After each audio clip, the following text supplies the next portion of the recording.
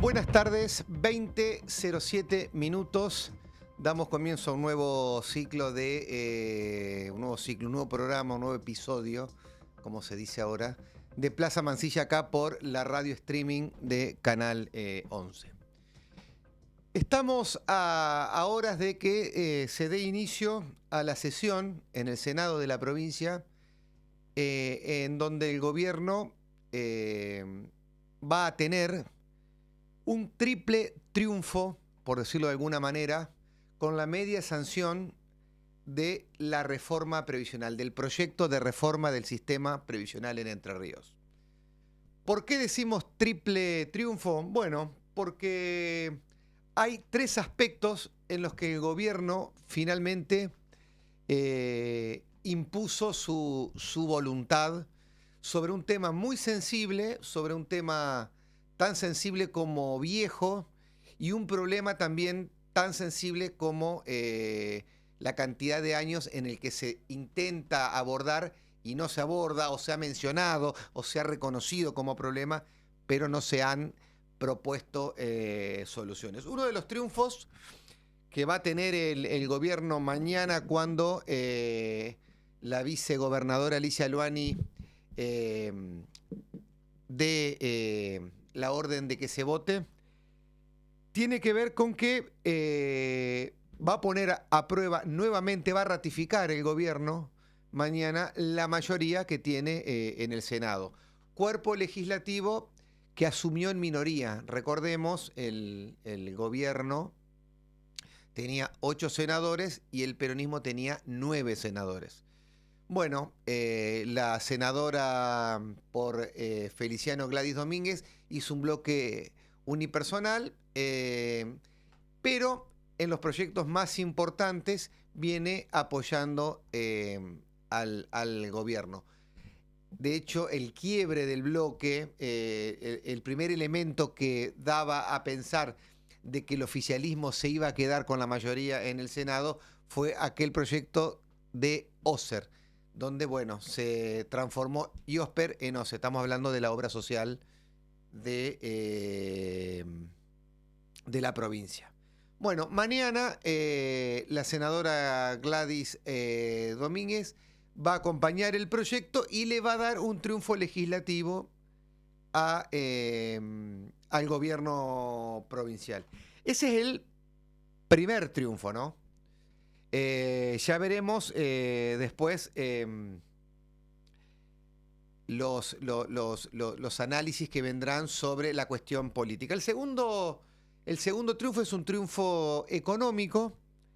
El gobierno en este triunfo económico, el gobierno va a tener, con la ley, va a empezar a regir aportes patronales, se van a incrementar los aportes patronales, por un lado. Por otro lado, los municipios van a tener que hacerse cargo del déficit que tienen, aquellos que tienen cajas municipales, y también se va a poner en vigencia la posibilidad, con seguridad, de los aportes extraordinarios durante una emergencia que va a tener el gobernador de dictar de 2 años, prorrogables por otros 2 años más. Estamos hablando de un monto considerable de plata que hasta el día de hoy se hace cargo el Tesoro, la provincia. Bueno, todo el incremento de aportes, más los aportes de extraordinarios, más los aportes que tengan que pagar los municipios, es plata, para que se entienda, es plata que el gobierno se estaba haciendo cargo, se hace cargo hasta el día de hoy, y ahora va a correr por cuenta de funcionarios, de jubilados, de que tengan 3 millones, que cobren una jubilación arriba de los 3 millones, etcétera, etcétera. Ese es el segundo triunfo que va a tener el gobierno con la media sanción de mañana. Decimos, damos por hecho un triunfo porque, paréntesis, en la Cámara de Diputados, como se sabe, el oficialismo tiene mayoría. Entonces hablamos de un triunfo político. El gobierno va a ratificar una mayoría en el Senado. Hablamos de un triunfo económico, seguramente el más importante, porque la ley implica un brutal ajuste que se van a hacer cargo los jubilados, los empleados públicos, entre ellos los docentes, policías y agentes de la administración pública, y también los municipios que van a tener que hacerse cargo de un déficit del que no se hacían cargo. Bueno, el tercer triunfo, decíamos, es un triunfo social. ¿Por qué es un triunfo social? Bueno, porque por un lado hay un enorme desconocimiento, si bien quienes estamos en esto, la política, el periodismo, los medios de prensa y algunos sectores gremiales, estamos hace ya varias semanas muy metidos en este tema de la reforma previsional, en el debate, escuchando y poniendo sobre la mesa todas las posiciones. No es un tema que ha movilizado a la sociedad. Sí se han movilizado los sindicatos, se han movilizado organizaciones sociales y también políticas, pero no ha habido una marcha, no ha habido una movilización, no está en la conversación de la gente en general esta reforma previsional. Por eso es un triunfo del gobierno en el plano de lo social, porque la gente no sabe bien de qué se trata y en todo caso los trabajos de información, los trabajos de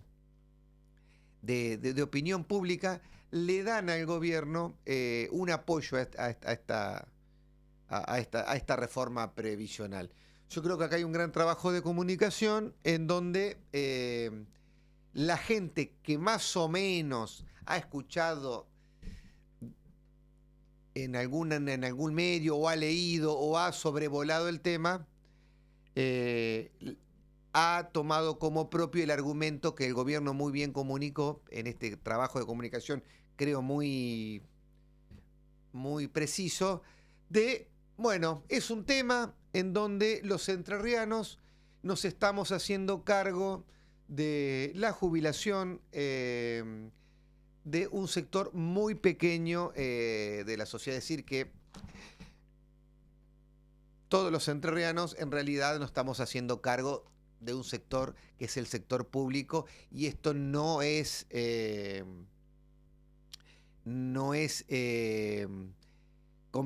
conveniente, no es parte de la igualdad de un sistema, etcétera, etcétera.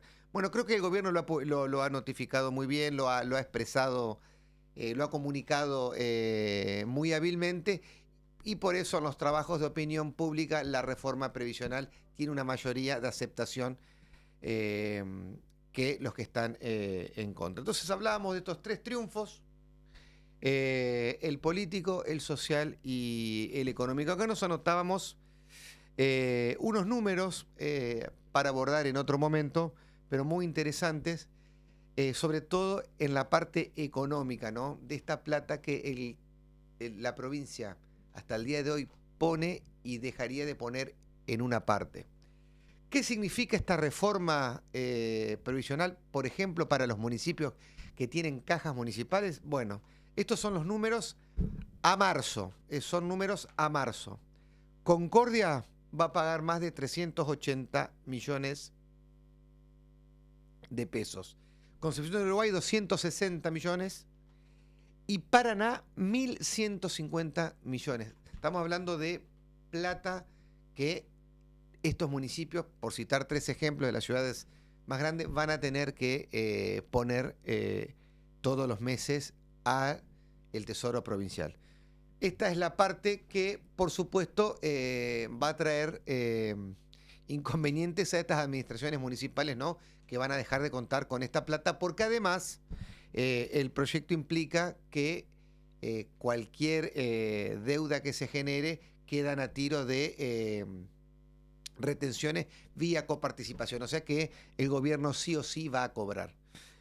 Mañana a las 9:30 de la mañana se va a dar inicio a la sesión del Senado, donde se va a tratar esta reforma previsional. Es sin dudas, y seguramente lo será a lo largo de todo el 2026 y el 2027, y la administración, en definitiva, de Rogelio Frigerio, sin duda es el proyecto más relevante y más importante. Vamos a una pausa y en minutos vamos a tener una interesantísima entrevista con Leandro Rodríguez, economista, un hombre que conoce el sector empresario, que conoce el sector universitario, que conoce el sector público. En minutos con Leandro Rodríguez. El Gobierno de Entre Ríos informa su línea gratuita 0800-777-6000 de atención a usuarios para consultas o reclamos por inconvenientes en el servicio eléctrico. EPRE, al servicio de los entrerrianos. Gobierno de Entre Ríos. 98.7. El 11 Radio Stream. FM 98.7. 98.7.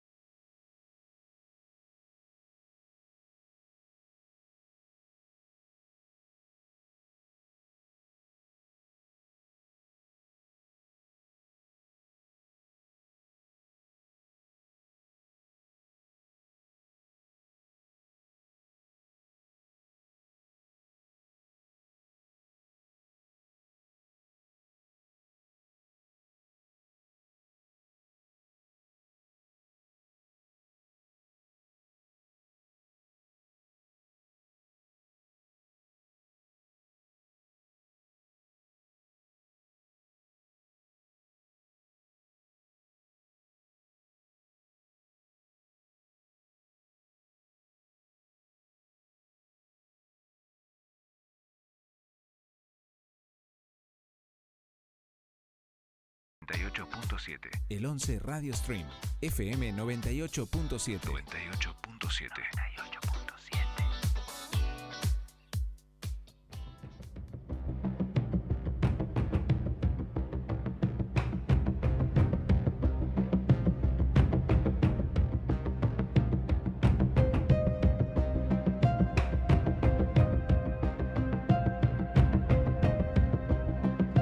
20 minutos en la ciudad de Paraná. Estamos en el streaming de Canal 11 en Plaza Mansilla. Como habíamos anticipado, está con nosotros un economista que, como decíamos, conoce el sector público, el sector privado, la universidad sobre todo. Estamos con Leandro Rodríguez. Leandro, ¿cómo te va? Hola, buenas noches. Un gusto estar con vos, Federico. Bueno, a ver, primer pregunta. Gestión económica, sí, en general. ¿Cómo la ves? Si es que la ves, porque ahora dicen no la vio. No sé si la ves.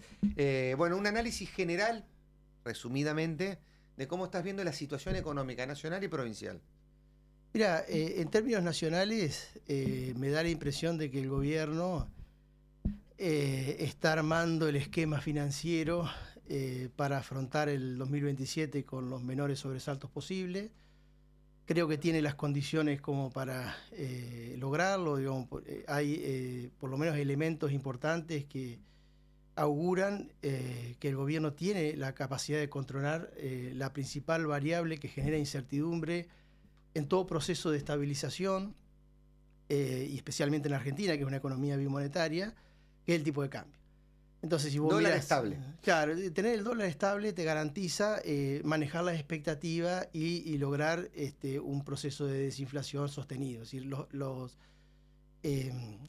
planes de estabilización que han fracasado en América Latina sobre todo han estado vinculados a la imposibilidad de mantener la estabilidad del tipo de cambio.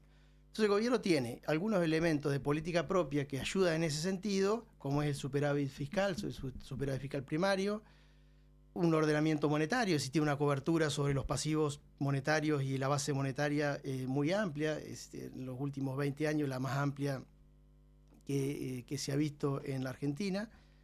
Y además tiene elementos externos que han ayudado a este proceso, como es la aparición del fenómeno del Niño, el fenómeno climático que está vinculado a un alto nivel de precipitaciones. En este caso parece que viene un Niño muy intenso, con lo cual las expectativas de la cosecha fina y la cosecha gruesa, porque el Niño se va a acentuar en la primavera y en el verano, son favorables.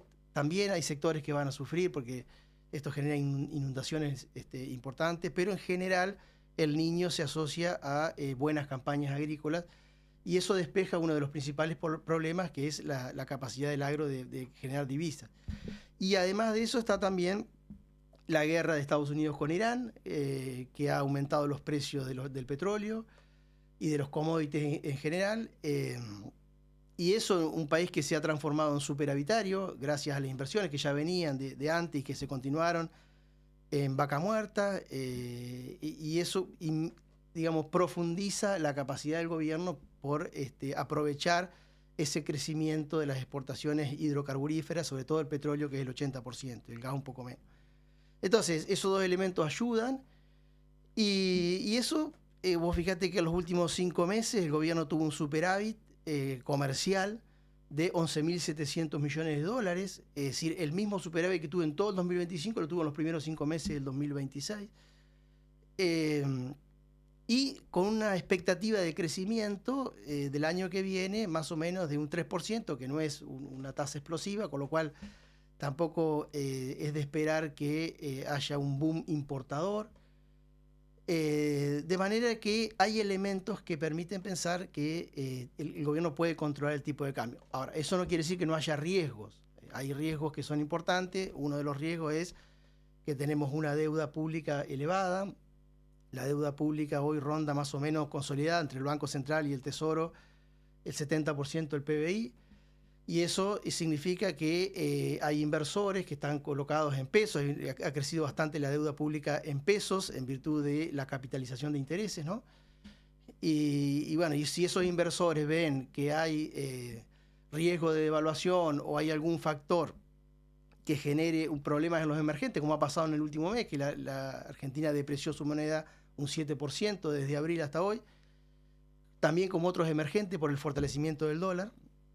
Y bueno, si hay algún riesgo, que puede ser, por ejemplo, una derrota de Trump en las elecciones de medio término, o una caída en la imagen de Milei, eso va a generar tensiones en el mercado de cambio, y más aún considerando que en los años electorales, en general, la población se cubre comprando divisas, y eso aumenta la tensión en el mercado de cambio. Vos fíjate, Federico, que también en los primeros meses la compra de divisas para atesoramiento de parte de la población con poder adquisitivo ha rondado los 11.000 millones de dólares. Eso es muy importante, pese a que bajó respecto de lo que era en el momento electoral del 2025, sigue siendo significativa. Así que parte del superávit comercial se va en atesoramiento de los sectores medios y altos que ahorran en dólares, por eso es una economía bimonetaria, ¿no? Ahora, yo te escucho y digo, bueno, acá hay una, se podría decir que no estás de acuerdo con ese discurso de la oposición o del peronismo cuando dice, este sistema no aguanta. O bien esa hipótesis está pensada por lo menos en 2 años después. Porque cuando uno escucha a los economistas o a los dirigentes más importantes del peronismo, dicen, bueno, no, esto así como está, esto es así, esto no aguanta. ¿Qué crees entonces? Frente a esa opinión, y si crees que aguanta o no aguanta, y en todo caso, ¿hasta cuándo aguanta? No, ahí hay dos cosas. Un tema es la macroeconomía. En la macroeconomía, el gobierno tiene claro que no puede dejar escapar las variables macroeconómicas, porque ya tiene las experiencias históricas donde, como lo decía Aldo Ferrer, ¿no? Si vos perdés el control de la economía, entonces estás sujeto a cualquier ataque especulativo y las variables digamos, descontrolan totalmente y perdés gobernabilidad. Entonces me parece que hay que incorporar al análisis la decisión del gobierno de mantener el orden macroeconómico, la estabilidad del tipo de cambio, la estabilidad financiera frente a cualquier otra circunstancia. Entonces el gobierno tiene claro un elemento. Tiene que llegar al 2027 con inflación a la baja. Las expectativas inflacionarias para el 2027 son más o menos el 20% anual, o sea que va a llegar con una inflación cercana al 1%, si no hay, por supuesto, una corrida o un factor un cisne negro, como dicen los economistas, ¿no? Eso es la macroeconomía, que es lo que estábamos hablando recién. Ahora, esta macroeconomía está fundada también en un proceso de ajuste, en el cual la economía no repunta, especialmente los sectores que generan trabajo, la industria, el comercio, están estancados. Los datos que sacó hace poco Orlando Ferreres muestran que en los primeros 5 meses del año la economía prácticamente no creció respecto del año pasado, y especialmente la situación es complicada en la industria. Entonces, a nivel social y a nivel microeconómico sí está generando tensiones, porque claro, los sueldos también vienen cayendo en términos reales, sobre todo en el sector formal, aunque ahora la baja de inflación es de esperar que los sueldos mejoren. Las ventas de consumo masivo caen, y eso por supuesto afecta a la variable social. Ahora, entre la variable social y la variable macroeconómica y la estabilidad, a mí lo que me parece es que el gobierno tiene claro que prioriza la estabilidad macroeconómica, porque la gente valora la baja de la inflación. Entonces, si el gobierno llega al 2027 con una inflación de un 1% mensual, eso me parece que va a ser visto positivamente por la sociedad, que venimos de un proceso inflacionario de 15 años más o menos, y bueno, llegar a una inflación del 20% me parece que es positivo desde el punto de vista social.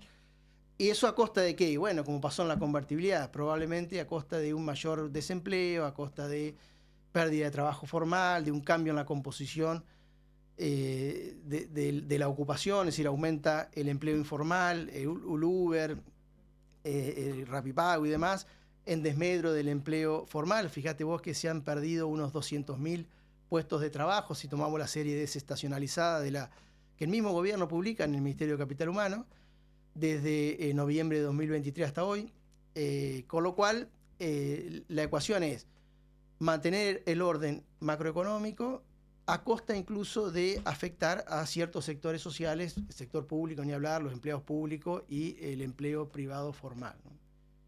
Te paso a la provincia. ¿Qué balance haces o qué opinión tenés sobre la administración económica de la gestión provincial de Rogelio Frigerio? A ver, los gobiernos provinciales no tienen mucho margen, creo que lo habíamos hablado hace un tiempo con vos, en el sentido de que están sujetos al régimen macroeconómico que establece la nación. En este caso, me parece que la provincia ha sufrido, igual que el resto de las provincias, los problemas de un esquema de estabilización que fue bastante agresivo con un sector que para Entre Ríos es muy importante, como el sector público, que es más o menos el 20% del PBI. Depende de la medición, en algunos casos incluso el 30% del PBI. Y eso es un elemento que afecta, por supuesto, la economía local. Y además de eso, también con el tipo de cambio atrasado y el dólar barato, como se dice habitualmente, otro de los motores, que es el turismo, también se ha visto afectado. Ahora, lo que ha mejorado la provincia es el sector agroindustrial, sobre todo el agro. Después de la sequía 2023, que había caído muy fuerte, se recuperó 2024 y 2025, y se han ampliado fuertemente las exportaciones. En el año 2025 nosotros tuvimos 2.100 millones de exportaciones, ahora se me fue la cifra exacta, pero por ahí, que es el nivel de exportaciones más alto de toda la serie de 1992. O sea que estamos en exportaciones importantes, aunque algunas importaciones son imputadas porque tiene que ver con cómo calcula el INDEC la base exportadora. Y después, si uno ve las cuentas públicas, el gobierno tiene superávit económico, es decir, la diferencia entre ingresos corrientes y gasto corriente, y tiene superávit financiero. Pero el superávit financiero es a costa de una muy baja inversión pública. Entonces, hay un orden en las cuentas públicas, que eso está visto en los datos de contabilidad general. Hay un crecimiento del agro y de la agroindustria, pero están sufriendo otros motores de la economía, como es la metalmecánica, como es el turismo, como es el sector público. Y bueno, y eso hace que el balance económico sea mixto, ¿no? Entre Ríos no cayó tanto en el 2024 por la recuperación del agro, pero tampoco tuvo una recuperación tan fuerte en 2025 como sí otras provincias. Ahora, dentro del contexto general, la pérdida de empleo privado registrado en Entre Ríos es un poquito menor que lo que ocurrió en el conjunto de las provincias, es decir, en promedio nacional.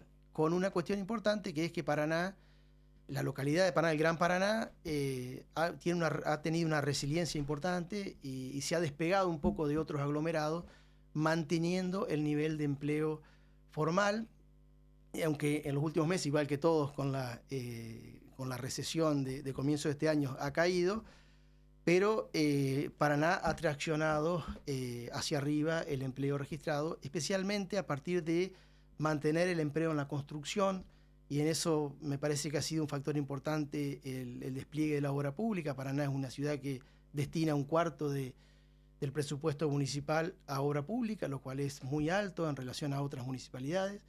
Y bueno, y eso genera un efecto derrame, por supuesto, en la localidad. Entonces, en general, hay sectores mixtos, hay algunos que crecen, otros que caen, pero yo reitero lo mismo siempre, ¿no? El gobierno de una provincia, en el caso de una provincia agraria como Entre Ríos, el desarrollo del agro depende del clima y de los términos de intercambio. Y el manejo del sector público depende de la macroeconomía nacional y el turismo también de variables nacionales. Lo que puede hacer un gobierno provincial es en el ámbito mesoeconómico, es decir, infraestructura. Invertir en infraestructura para que haya desarrollo productivo. Y eso requiere acuerdos de largo plazo. Bueno, fíjate que San Luis tuvo por muchas décadas una ley que le exigía invertir por lo menos el 20% del presupuesto, y eso hizo que San Luis, si vos vas a San Luis, vas a ver una infraestructura muy desarrollada, y tiene que ver con esas decisiones políticas. Entre Ríos no lo ha tenido, y entonces ahí hay un déficit que es de la infraestructura productiva, de la infraestructura social y en general de la infraestructura económica, ¿no? Recién subrayaba los 2 superávit que tiene el gobierno. Tener esos superávit que ha logrado el gobierno provincial, ¿qué le permite? Endeudarse, por ejemplo. Tener un mejor posicionamiento frente a los organismos internacionales. ¿En qué lo beneficia esos superávit? Mira, en primero lo beneficia en que reduce las expectativas de aumento de impuestos futuros. Es lo que se llama, una lógica ricardiana. Es decir, si el gobierno tiene muchos déficits, los actores económicos prevén que al futuro va a tener que aumentar impuestos, entonces, ¿qué hacen? Disminuyen su gasto actual, la inversión, porque saben que más adelante se viene el ajuste impositivo. Entonces el gobierno, cualquier gobierno, ¿no? El gobierno municipal también tiene superávit. Al tener superávit, evita que los agentes económicos prevean aumento de impuestos y por lo tanto facilita las decisiones de consumo y de inversión privada, digamos. Pero además de eso, no depende del financiamiento, de tener que colocar deuda o el financiamiento externo, es decir, se solventa con sus propios recursos. Y tiene orden en las cuentas públicas, digamos, que si vos te desordenás en las cuentas públicas, después tenés que empezar a hacer malabares para poder pagar sueldos, y hay un riesgo. Ya lo vivimos en la época de fines de la convertibilidad, donde el resultado económico era negativo, y bueno, tuvo que, junto con otras 14 provincias, tuvimos que emitir bonos para pagar sueldos. Entonces vos tenés que tener ordenadas las cuentas públicas para poder cumplir tus compromisos. Y además también te permite obtener créditos para la inversión productiva cuando vos mostrás un estado superavitario. Una cierta salud, digamos, en la... Claro. De hecho, lo primero que miran los organismos internacionales o los inversores es el estado de las cuentas públicas. Entonces, nosotros que hemos participado en estos procesos, uno le lleva la economía, la agroindustria, las 32 cadenas de valor que tenemos en la provincia, todo muy lindo, pero lo que miran son los números del sector público. A ver si son superavitarios, de cómo es la proyección, de cuál es el gasto, cuál es la rigidez del gasto. Si hay mucho peso en el gasto en personal, es un gasto rígido que no se puede bajar tan fácilmente. Bueno, esos elementos miran para prestar plata. Y si vos te podés endeudar para hacer obra,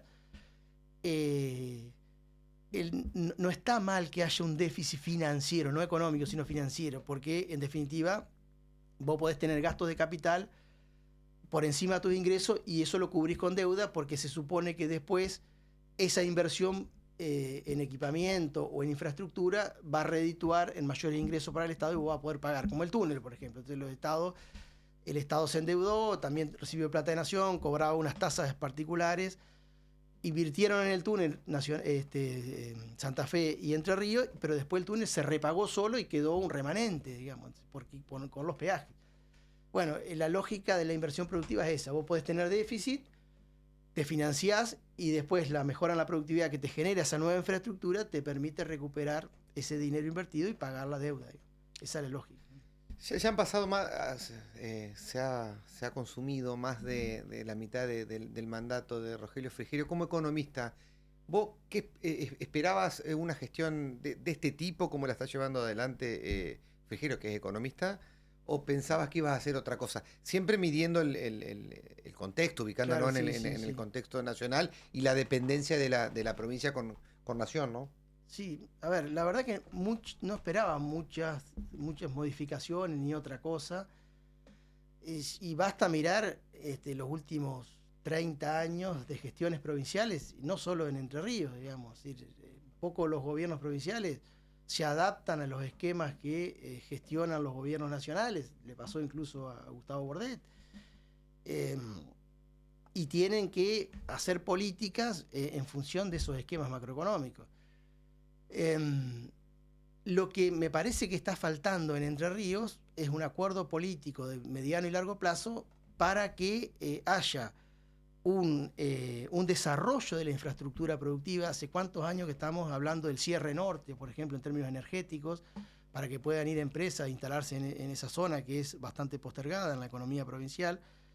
Y sin embargo no se han podido poner de acuerdo los líderes políticos y lo que necesita una provincia es trabajar en el ámbito mesoeconómico en el largo plazo. Y eso implica acuerdos políticos, marcos institucionales estables y una política de Estado continuada para que la infraestructura acompañe el desarrollo. Hace rato también estamos hablando de el sistema portuario, el transporte multimodal.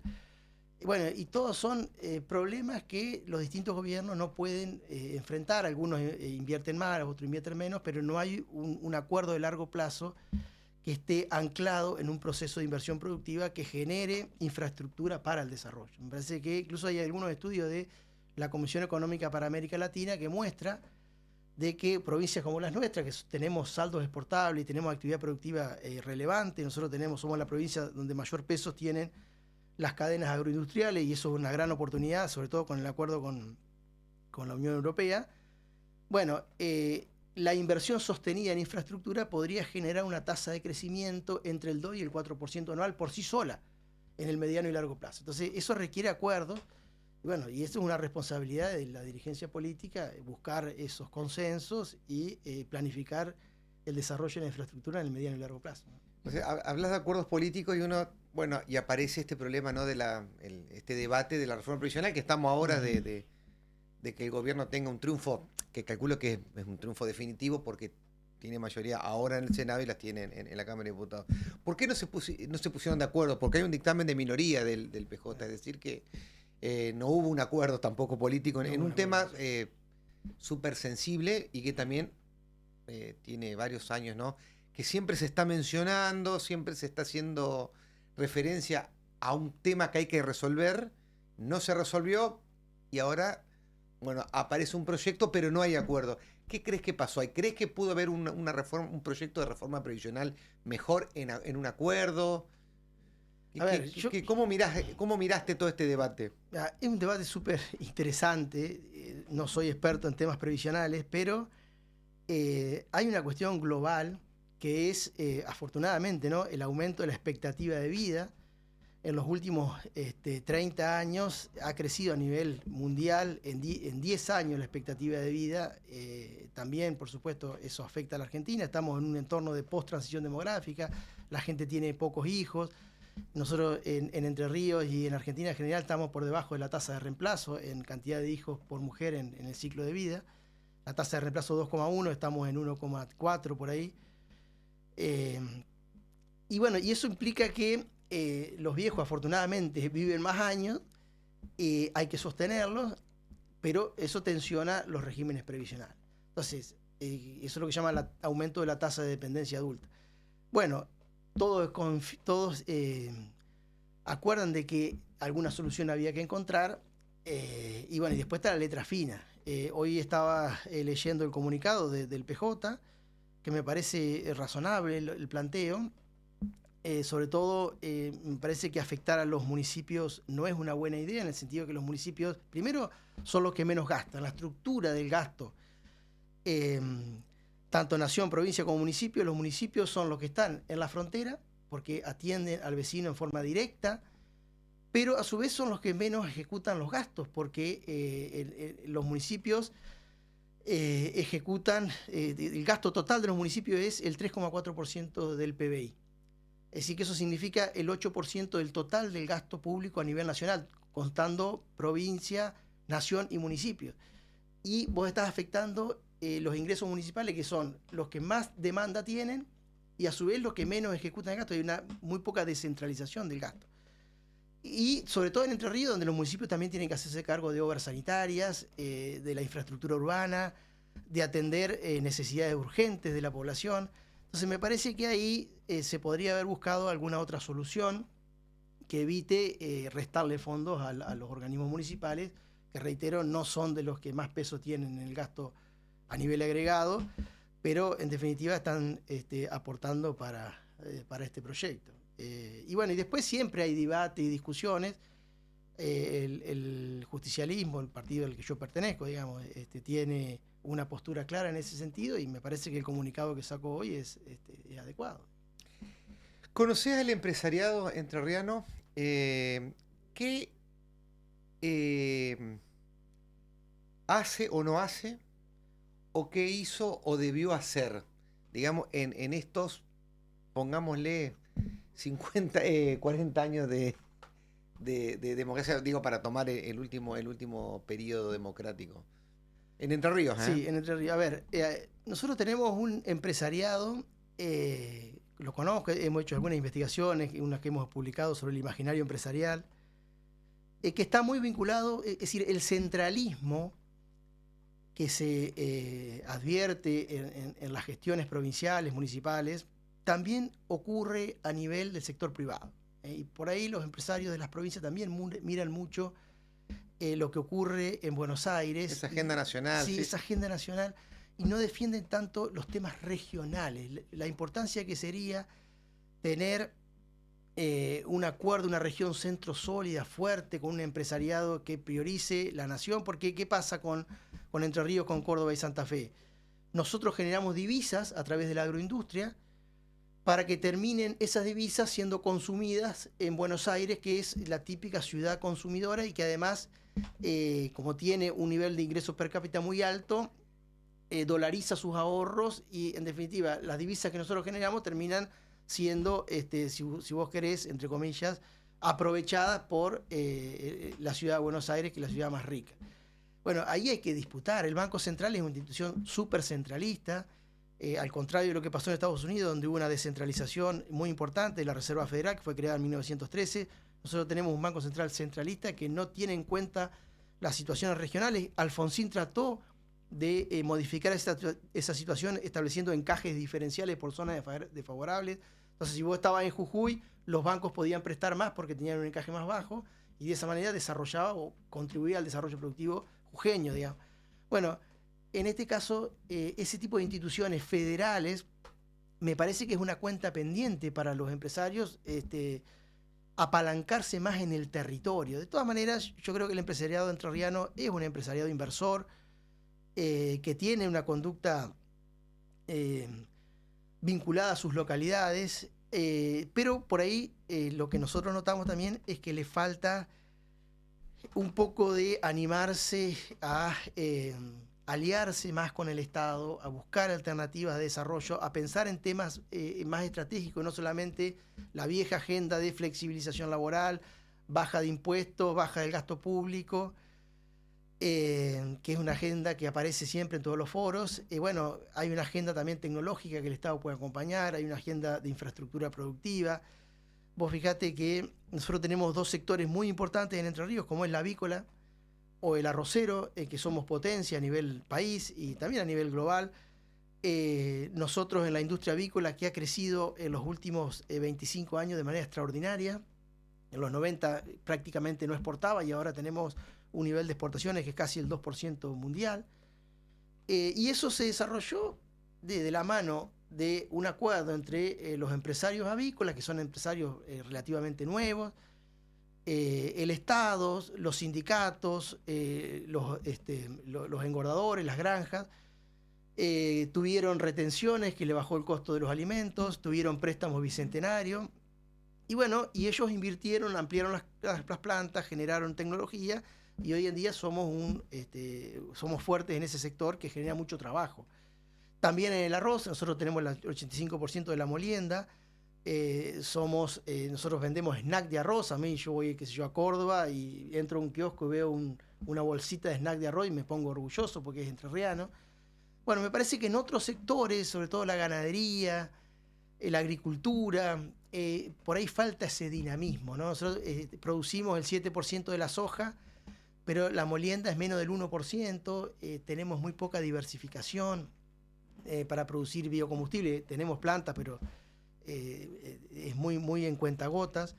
Entonces, lo que me parece que por ahí falta es esos acuerdos que implica entre el sector trabajador, el sector público, el sector privado, para generar condiciones institucionales que desarrollen la producción en el largo plazo y que no sea siempre un juego suma cero. Es decir, yo gano, pero porque vos me bajás impuestos, yo gano porque vos flexibilizás el trabajo, entonces pago menos salarios.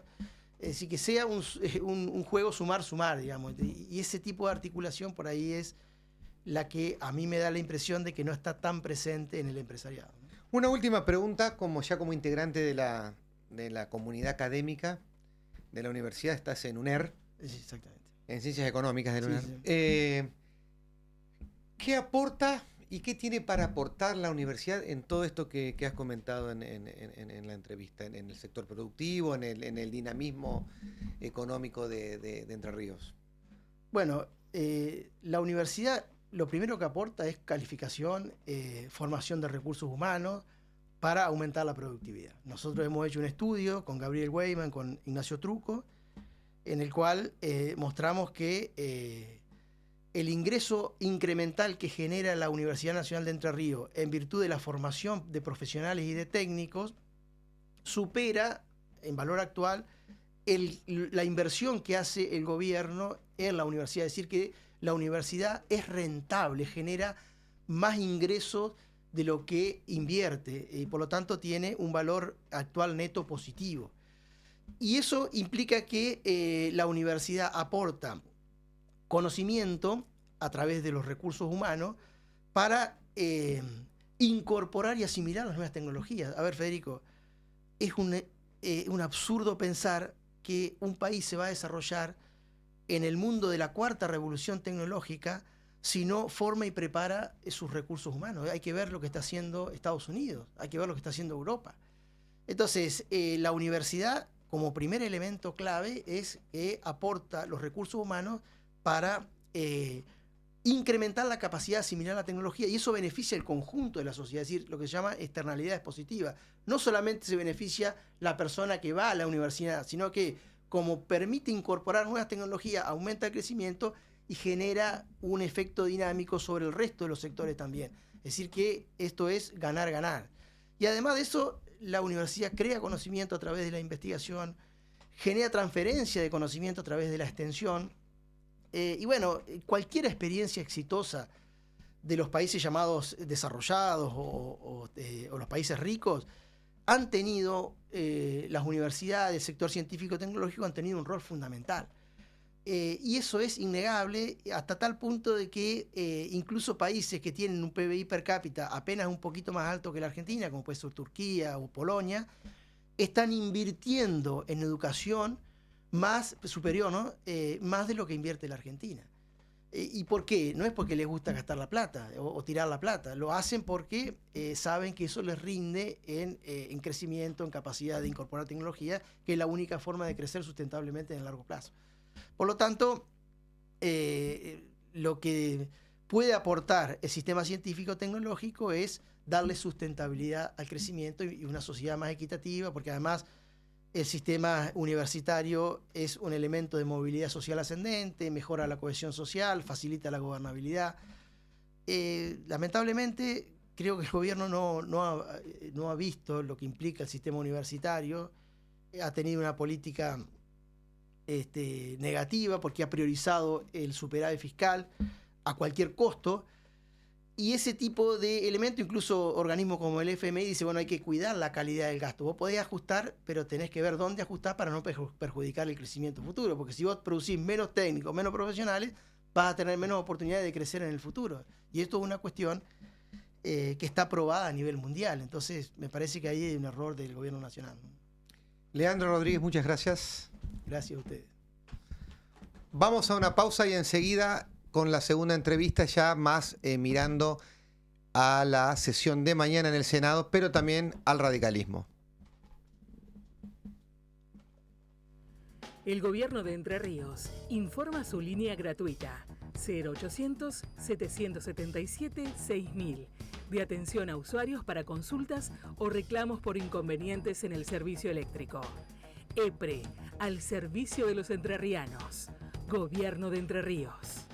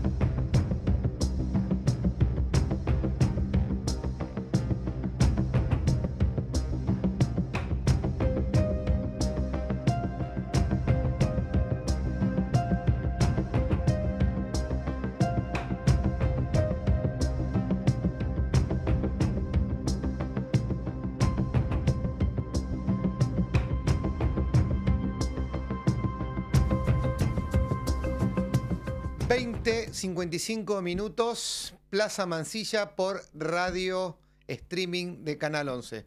Segunda entrevista, vamos a hablar ahora, ponemos los auriculares, vamos a hablar ahora con el senador Rafael Cabaña, que mañana va a estar obviamente en la sesión para, debatir el tema de estas últimas semanas en Entre Ríos, que es la reforma previsional.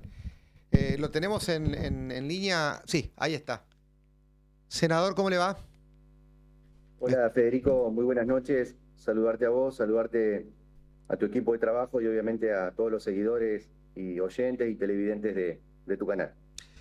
Bueno, primer pregunta, ¿cómo te imaginás el debate que va a empezar en horas, a las 9:30, mañana miércoles? Este miércoles, ¿cómo te lo imaginás? Porque se ha dicho tanto, se han puesto tantos elementos y posiciones sobre la mesa que, bueno, uno ya no se espera novedades, pero bueno, ¿cómo crees que va a ser mañana el debate?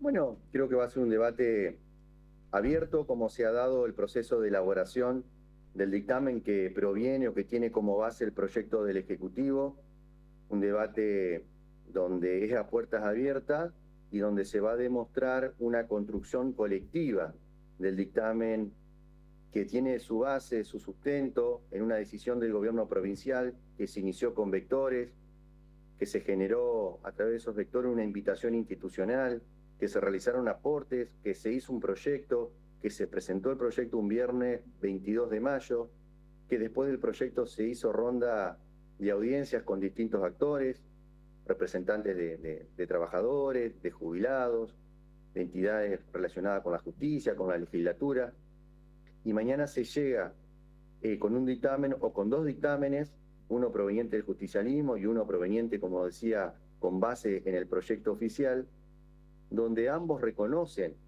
la necesidad de garantizar nuestro sistema previsional. Y para poder garantizarlo, sabiendo que genera déficit, es necesaria una reforma, entendemos a nosotros, de nuestro estilo, y sabemos que más adelante van a venir nuevas reformas, pero no podemos tener una legislación tan añeja que no se ayorne a tiempos actuales y que claramente tienda a preservar nuestro sistema previsional y a sanear el déficit de la caja de jubilaciones que hoy en día está siendo paliado por las arcas generales provenientes del aporte de todos los entrerrianos. ¿Y qué balance haces del comportamiento del peronismo? Digo porque recién mencionabas, ¿no? Hablabas de un proyecto colectivo. Me imagino que cuando hablas de colectivo también haces alguna referencia al peronismo. ¿Qué balance haces del comportamiento de la oposición y también de las organizaciones que se han expresado en contra de, por lo menos, de aquellos vectores y que algunas cosas se fueron tomando? No, yo puedo hablar a conciencia del trabajo de los senadores del Senado de la provincia de Entre Ríos que representan al Partido Justicialista. Un trabajo planificado, abierto al diálogo, del senador por el departamento de Villaguay, el doctor Juan Pablo Coso, y no obstaculizando absolutamente nada, digamos, sino trabajando. Después él dijo que el dictamen del oficialismo no es de su anuencia y realizaron un dictamen aparte, digamos. Y me parece, y lo destaco, y es valorable, digamos, porque estamos en la misma línea de trabajo diciendo que el sistema previsional tiene que provocar una reforma para poder seguir garantizándose. Tenemos 13 sistemas provinciales no delegados a la nación y el nuestro es el más deficitario. Por eso valoro en ese sentido. Pero por otro lado, veo la institucionalidad del partido, PJ como organismo, y claramente le manda a decir a sus legisladores: no voten, no hagan nada con relación a esto porque van a quedar afuera. Y la verdad que ya excede a mi competencia, pero sí puedo hablar a ciencia cierta del trabajo y el desarrollo institucional que han realizado los senadores del justicialismo en representación de sus bancas en el Senado de la provincia. Lo llevo a la política porque ya reforma previsional estamos ahora de que se debata. Lo llevo a la política. Hay un proyecto para suspender las PASO que ingresó en la Cámara de Diputados por La Libertad Avanza, por el diputado Roque Fleita. ¿Qué piensa? No del proyecto, sino de la idea de suspender las PASO. Bueno, obviamente que es una idea que se ha materializado en varios lugares. Yo, si me pongo del lado de la gente hoy en día, creo que la política tiene que resolverle y darle practicidad al vecino, a los electores. Se ha generado una fuerte desconfianza entre los que tenemos responsabilidades públicas y los vecinos. Y creo que generar confianza es también dar practicidad, digamos. Por ese lado, creo entender de que sacar un proceso de paso para facilitarle a ese estudiante de Nogoyá que está en Rosario y en vez de venir 4 o 5 veces como ya ha venido, puede llegar a venir 2 veces en el año a votar, todo eso me parece que es loable y es atendible esa situación. Así que desde ese punto de vista, claramente estoy a favor si la política le facilita el accionar, en este caso, a los electores. Por otro lado, formo parte de un partido, el Partido de la Unión Cívica Radical, que tiene sus debates a puertas adentro, que formamos parte de Juntos por el Cambio, integrado por muchos partidos políticos, y se respetará la decisión que se tome al respecto, digamos. Así que, por un lado, la institucionalidad, uno no ha salido de un pañuelo, ni mucho menos, ha salido y ocupa una banca por ser afiliado a un partido, en este caso la Unión Cívica Radical, que forma parte por una decisión del Congreso partidario de un agrupamiento político, así que también ayornarnos a lo que orgánicamente, institucionalmente decida nuestro espacio político al respecto. Pero no lo veo mal que se debata, que se ponga en tela de juicio, así como se debatió en su momento la reforma política y se dio para adelante. No hay que esquivarle al diálogo y me parece que puede ser una alternativa, obviamente valorando, por un lado, la practicidad que se le puede dar la política a la sociedad y por otro lado también no siendo un libre pensador, sino formando parte de un espacio político al cual pertenezco y que soy afiliado en este caso a la Unión Cívica Radical. El gobernador lo ha dicho en este espacio y bueno, y se ha ratificado en otros lugares, da por hecho una alianza o repetir la alianza con la Libertad Avanza para el año que viene. Como radical, le pregunto, ¿tienen algún temor de que sean corridos dentro de ese frente? Se lo pregunto porque la Libertad Avanza como fuerza y el radicalismo no han tenido la misma sintonía que, por ejemplo, con el PRO. Bueno, yo creo que ahí hay que diferenciar un poco las miradas locales de la provincial y de la nacional, digamos. Si bien es cierto, el gobernador ha marcado una línea, yo creo que las localidades son otra realidad, digamos. Acá en Nogoyá, y hago un ejemplo, y tal vez hago mal en hacerlo, pero está gobernada por un radical, estuvo gobernada por un radical, que forma parte del espacio Juntos por Entre Ríos, y que si bien es cierto, forma parte de la Libertad Avanza, pero con mucha menos representatividad. De hecho, no tiene representatividad en el Consejo Deliberante. Yo creo que los radicales nos debemos un debate puertas adentro. Yo soy de la idea de que no hay que tenerle miedo, ni mucho menos a la alianza, a la congruencia, a las decisiones que se tomen, no perdiendo la identidad, digamos. Hoy en día, mundialmente, digamos, los agrupamientos políticos como fuerza heterogénea, aportando ideas, son los canales para poder llegar al poder, digamos. Pero el partido no puede perder la identidad. Y claramente, si el gobernador de la provincia de Entre Ríos decide hacer una alianza con la Libertad Avanza, el radicalismo tiene puertas adentro que debatir y poder encontrar las herramientas para sentirse cómodo dentro de ese espacio político. Mire, tenemos la vicegobernadora que proviene de nuestro partido político, el ministro de Economía, tenemos el presidente de la bancada de diputados, el doctor Bruno Sarubi, que es de la Unión Cívica Radical, lo mismo que Rubén de Almorín. Hay mucha representatividad en el gobierno provincial que viene de nuestro espacio político, de nuestro partido político, y tenemos que pensar en clave partidaria, digamos, y trabajar a conciencia, sabiendo de dónde venimos. Eso siempre lo aprendí. Uno ha sido concejal de la Unión Cívica Radical y siempre un periodista me chicañaba y me decía, ¿usted, Cabaña, está por el partido ahí o lo puso a alguien, un dirigente? Y yo aprendí ahí de que el partido es el que me da la posibilidad de estar, que claramente los partidos políticos están débiles por errores de la política, insisto, y me hago cargo, pero hoy en día son el sostén de la democracia. Así que apartidizar un poquito más la política, provocando y ayornando los cambios, a no tenerle miedo a los agrupamientos de la alianza, pero no a perder la identidad, me parece que es el desafío. ¿Cuál debería ser la pretensión del radicalismo en términos electivos, ¿no? El año que viene, teniendo en cuenta que va a haber un nuevo partido, nada más y nada menos que el que gobierna la nación, como la Libertad Avanza, digo, en el armado de la propuesta electoral? Ya lo hubo, y de hecho Darío Schneider forma parte dentro de los legisladores que propuso nuestro espacio político.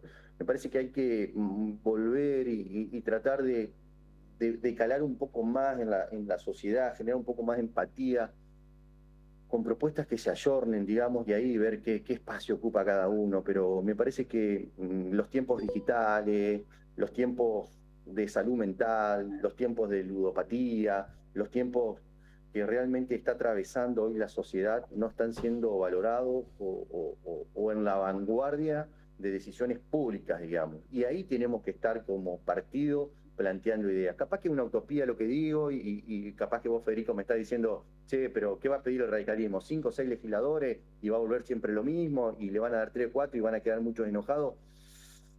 yo trato de ir por otro lado, digamos, en el sentido de para qué vamos a estar y con qué idea vamos a estar, digamos. Hoy en día tenemos que ayornarnos muchísimo para generar empatía en la sociedad y no lo estamos haciendo, y me hago cargo como miembro o representante del radicalismo, y me parece que ese es el desafío, digamos, de sentarnos en una mesa de igual a igual, pero con ideas propias, partidarias, y confluir en una idea madre y después ver qué mujeres y qué hombres nos pueden representar.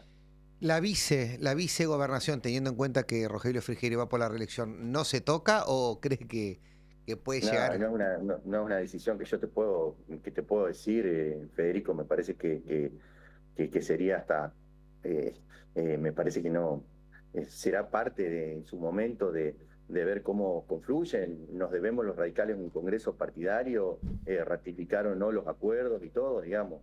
Después a los radicales nos cuesta obviamente respetar lo que dice el Congreso, ¿no? Pero es un problema nuestro que tenemos y muchos de los que estamos en el poder nos tratan de que somos violeta o que somos... Pero puertas adentro tenemos que darnos esa discusión y definir congresalmente, que es nuestro órgano mayoritario, qué rumbo tomamos al respecto. Bueno, se viene un proceso ahora de recambio de autoridades en el Comité Provincial de la UCR. ¿Cómo lo ve ese proceso?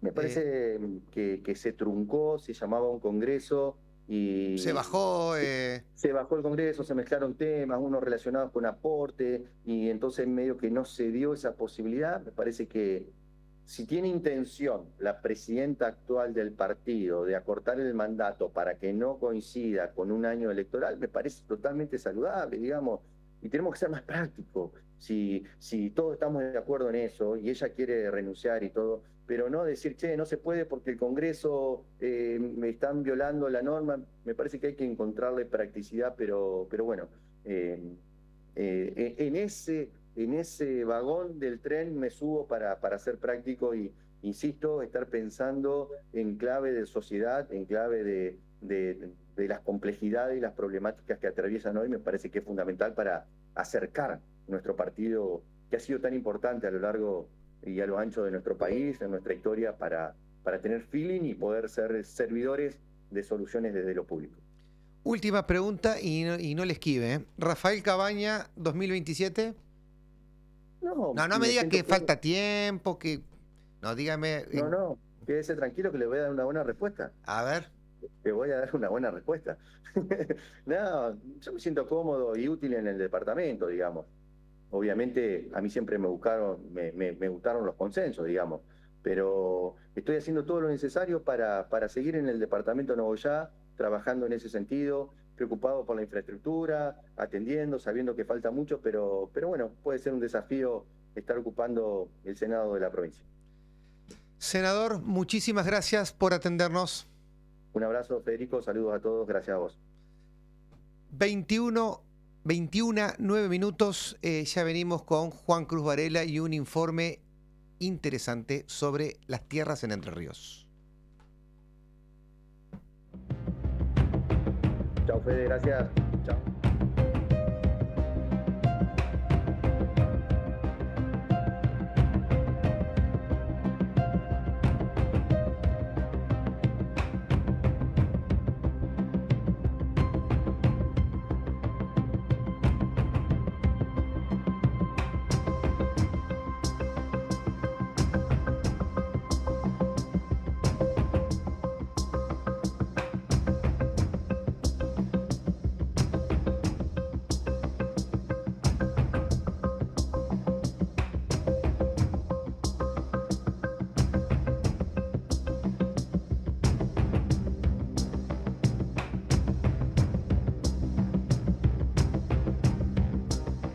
El 11, Radio Stream, 98.7. Estamos en YouTube, @el11com.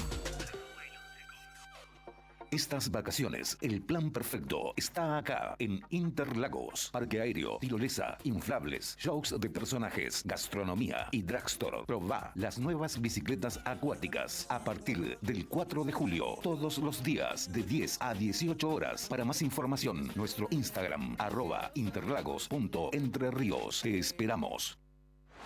El Grupo Previsora del Paraná seleccionará asesores de afiliaciones. Sumate a nuestro equipo de ventas. Envíanos tu currículum vitae a través de nuestra web www.previsoradelparaná.com o acercalo a nuestra sucursal de Gualeguaychú 17. Previsora del Paraná quiere conocerte. Envíanos tu currículum vitae a www.previsoradelparaná.com o acercalo a Gualeguaychú 17.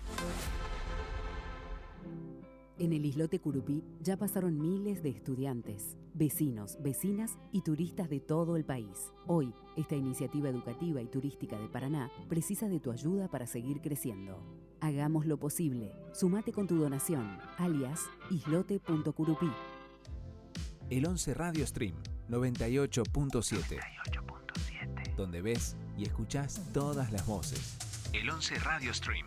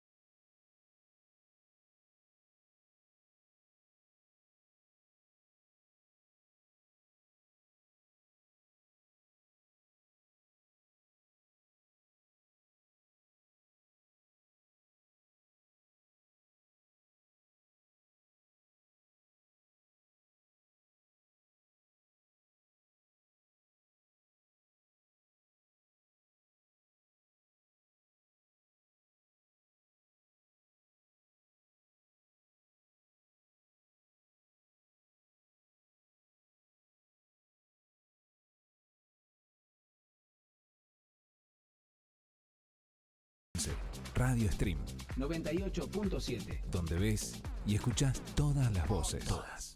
El 11 Radio Stream.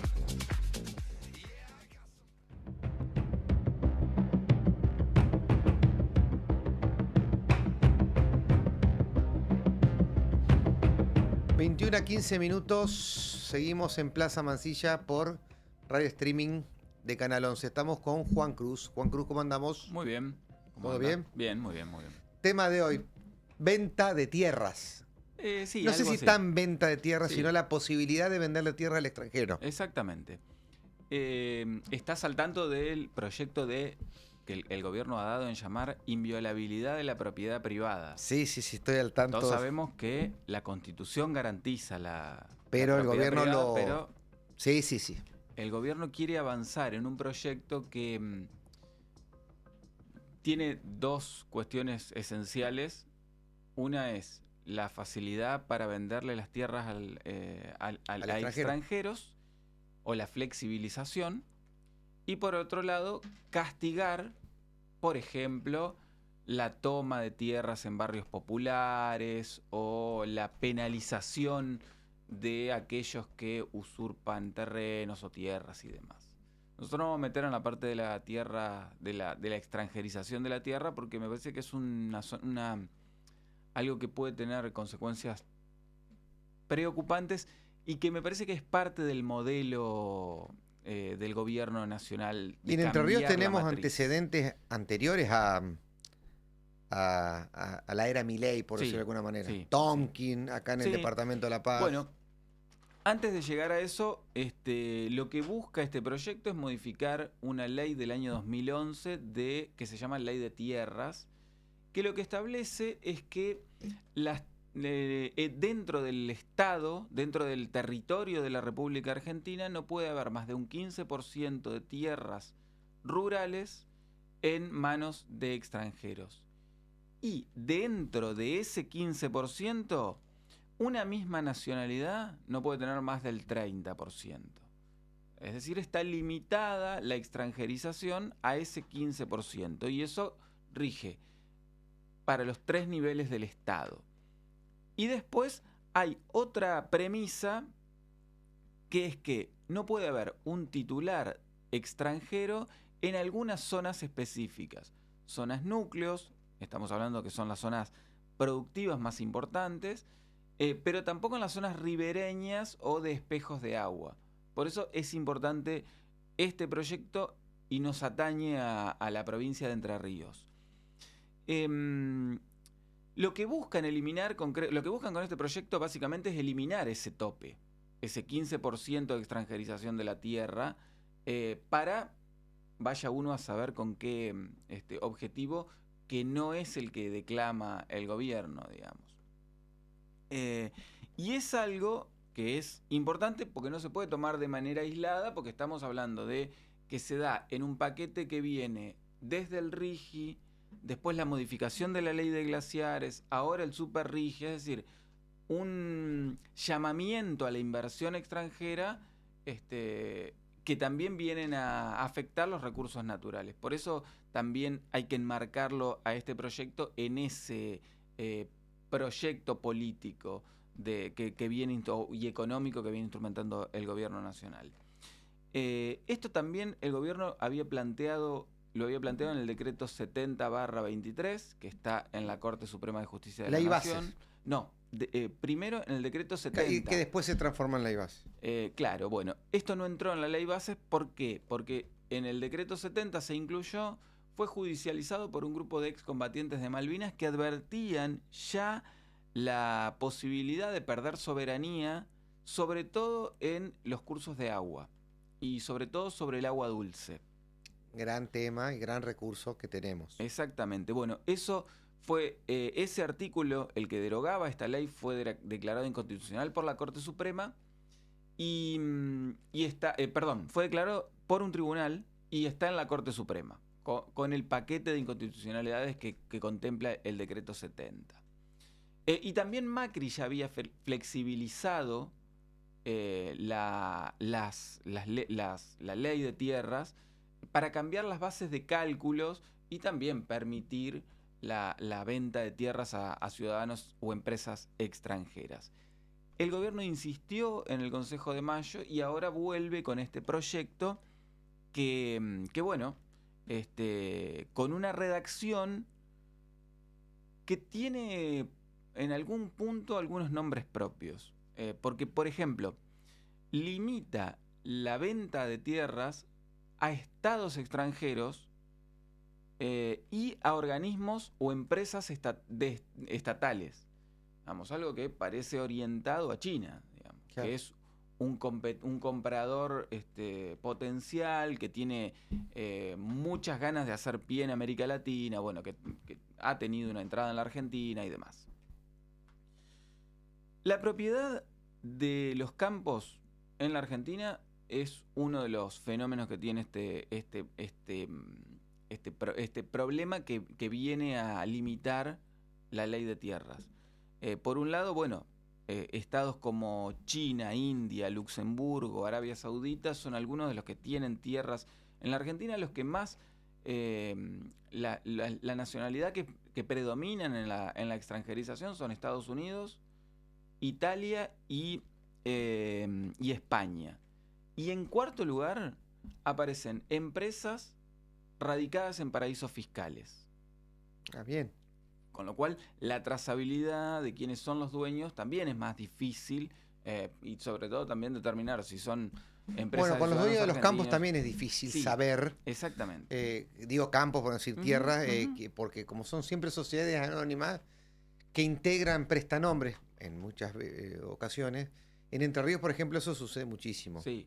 Bueno, en Entre Ríos se da el fenómeno de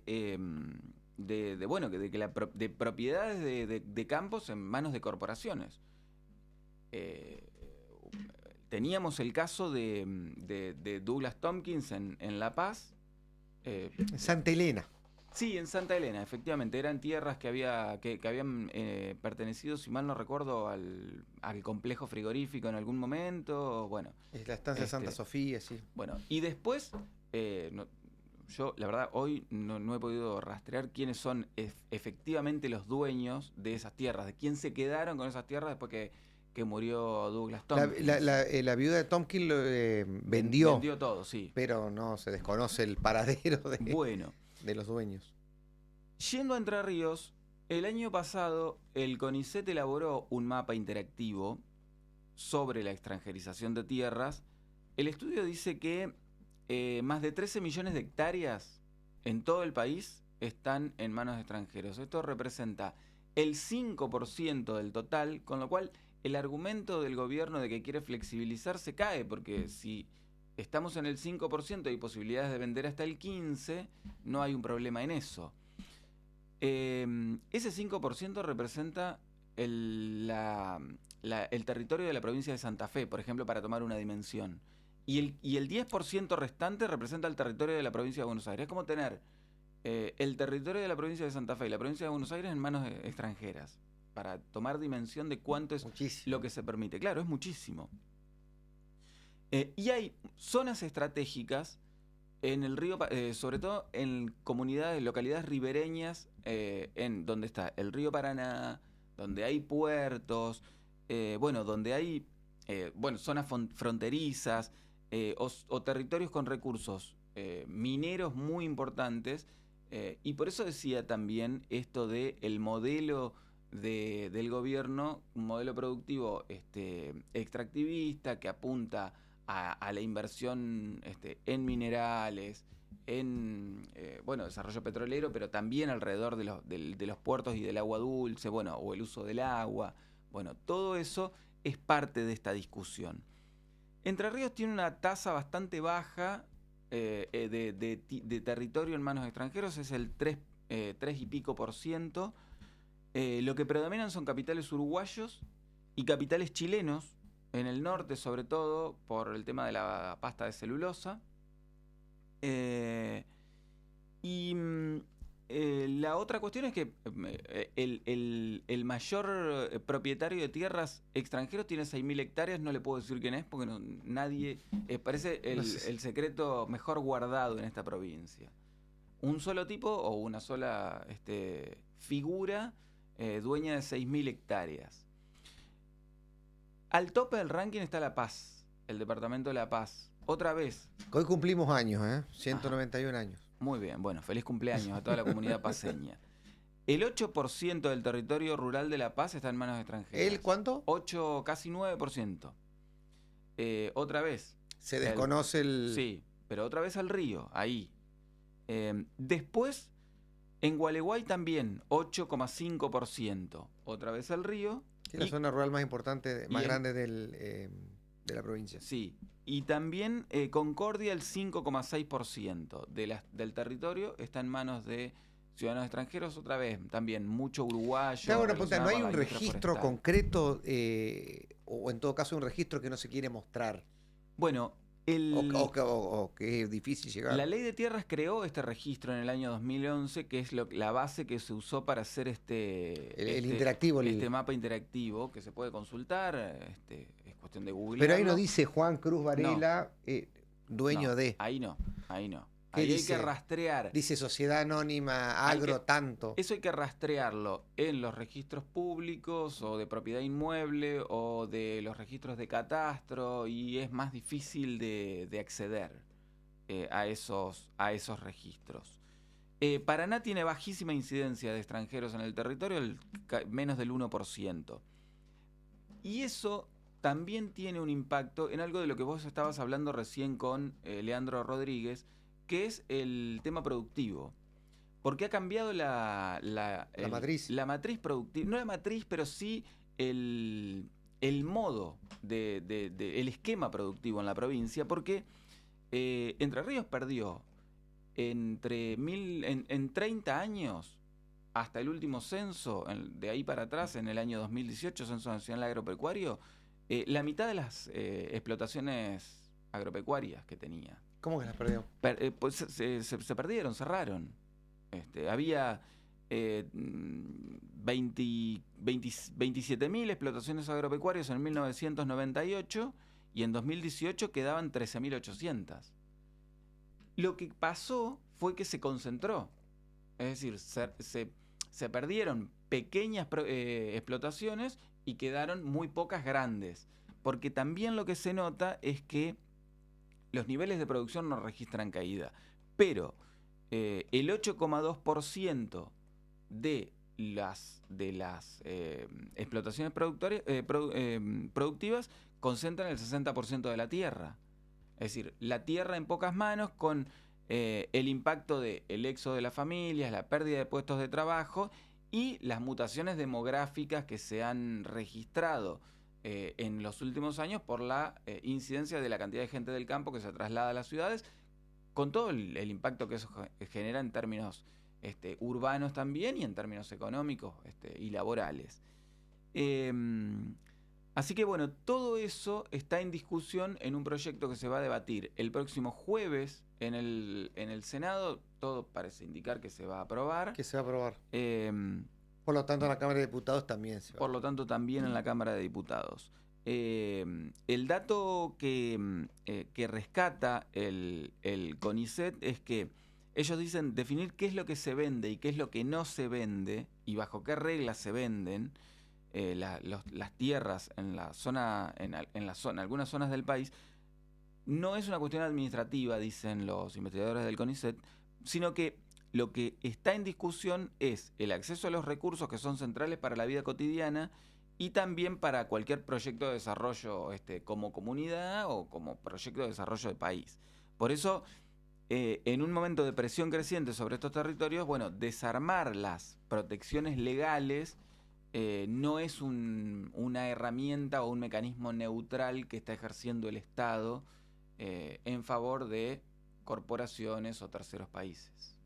Bueno, entonces esta semana, ¿cuándo se votaría? El jueves se trata en la sesión que va a haber en el Senado. Todo parece indicar que va a recibir la medida de sanción. O sea que Entre Ríos va a aportar 2 votos, uno de ellos de Joaquín Venegas Lynch, que está radicado en La Paz, en el departamento que más extranjerización de tierras tiene, y que él es un extranjero para los paceños, porque es un hombre de Buenos Aires, vinculado al agro, que se instaló en La Paz para administrar tierras.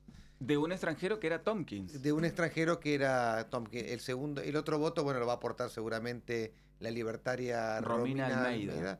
Y votará en contra Adán Valls, que anunció ya que va a votar en contra.